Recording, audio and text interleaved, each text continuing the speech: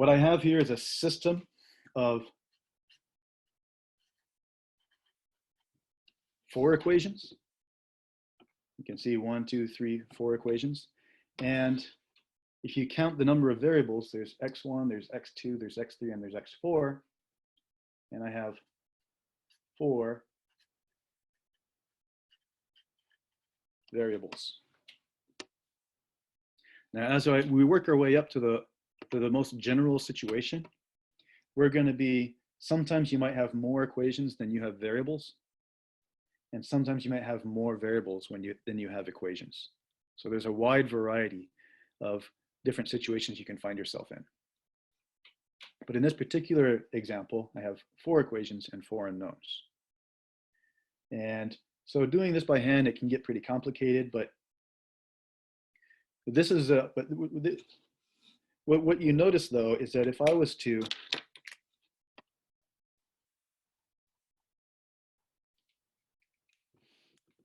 trade the position of the second equation with the third equation, then it'll instead look like this.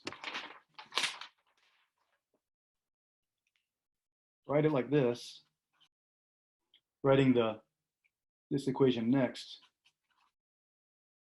Notice how I'm being very careful to keep the x1s lined up. I'm keeping the x2s lined up, x3s lined up, all the variables are lined up. This is called a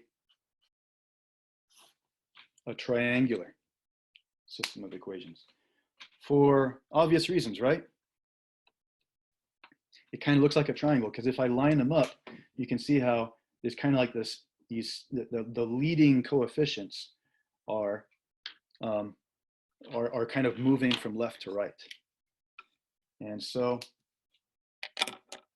in a triangular systems, we like triangular systems. A lot of what we're going to be doing in chapter 1 is taking a system of equations using the method of elimination and making it look like a triangular system, if possible. Okay? The reason why it's a good idea is because if I start with the last equation, now I can, okay, I guess I lied earlier. There is a good time to do substitution, and it's now. I can take my 4th equation and use that in my 3rd equation to learn something about x3.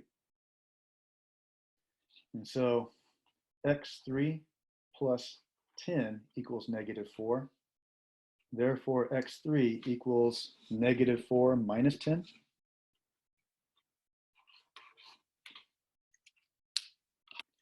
Now I can use what I've learned from equation 4 and equation 3, plug those into equation 2, and that'll tell me what x2 is.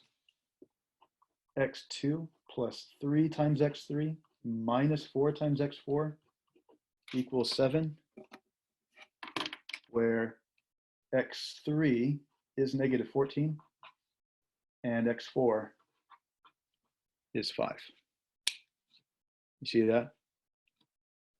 So a triangular system is, if you can get a system of equations into a triangular form, then you're pretty much home free and all the answers are going to fall right out.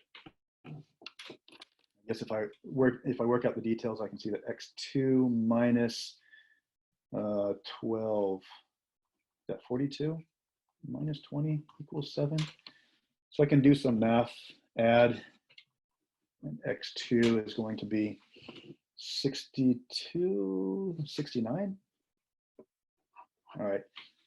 Forgive me if I made an arithmetic mistake. I'm not going to finish this problem, but I think it's clear what you would do to finish this system.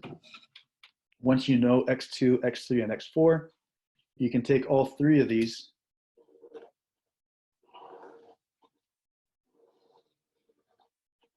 back up to equation 1 and use those to solve for x1.